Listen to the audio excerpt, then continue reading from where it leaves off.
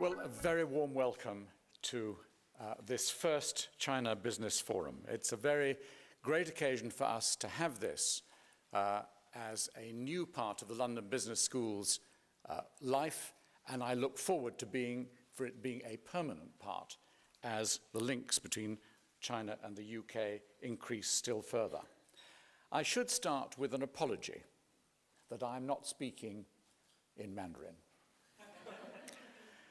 I was thinking about why this was, and I thought to myself, when I started at school, I started at the age of 8 learning French, because that was seen to be the appropriate language.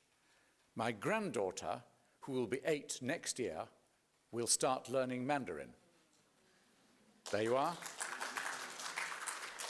This is the way the world has changed as far as the UK is concerned.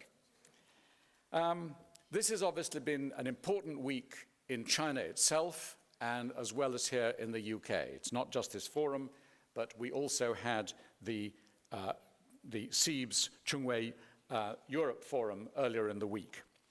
Today's forum will be looking at the opportunities and the risks faced by Chinese companies in both European and Chinese markets. Issues such as integrated global supply chains and developing global brands, something one of our faculty members has been looking at now, and what opportunities are available in European markets will be discussed.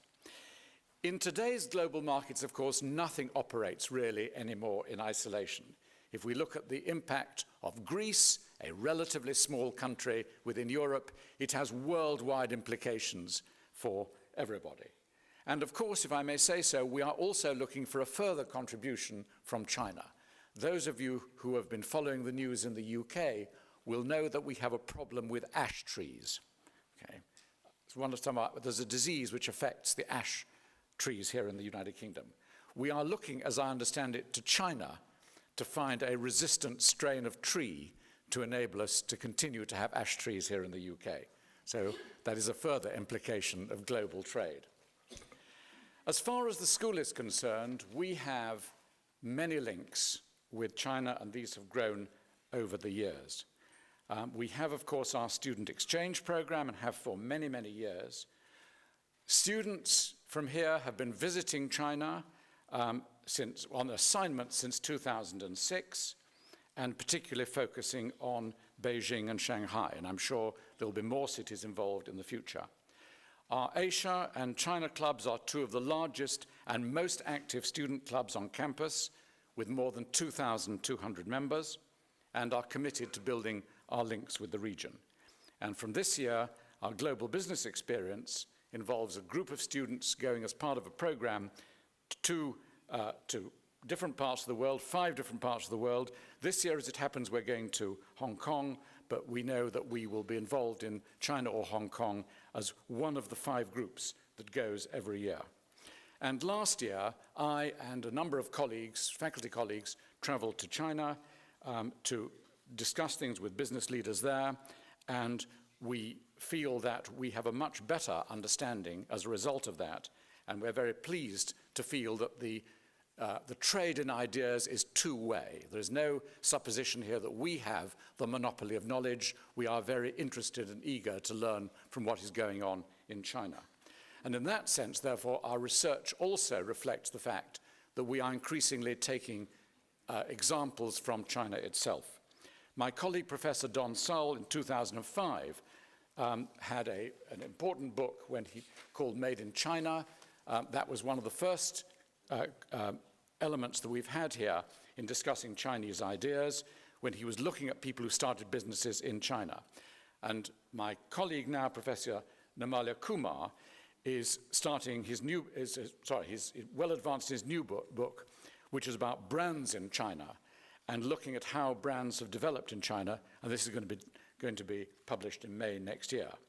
And if I may also quote Professor Linda Weir, who's here today, she also has a number of books about to be published. I think the first is a 4-book series she's edited entitled China and Globalization, Critical Concepts in Economics, and this is a collection of seminal works on globalization's impact on China's development and China's influence in turn on the global economy, including with respect to global macroeconomic imbalances.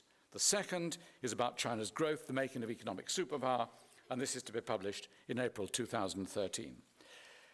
We also have increasing number of executive education participants on our programs here. We have had more than 200 Chinese companies sending delegates to London, and the latest piece of business we've developed with a single company, Nestlé, involves us delivering 1 week in Switzerland and 1 week in China. Now, this is a manifestation of Nestlé's own globalization program.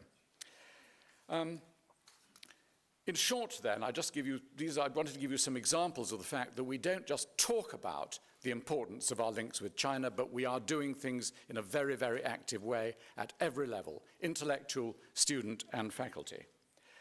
But before I hand you over to our first keynote speaker, can I just again offer a special vote of thanks to Mr. Chong Pei-Wo, who came here today, for not only being with us, but also being, showing his commitment, as it were, by his interest in what we're doing here. And I'd like to thank, there's a number of speakers here who have traveled a long way to be here today. I'd like especially to thank them for being with us. But also, on your behalf, can I thank the organizers here. The China Club Committee have worked fantastically hard to bring today together. And just can I, on your behalf, thank them for all the really hard work they've done. Thank you so much.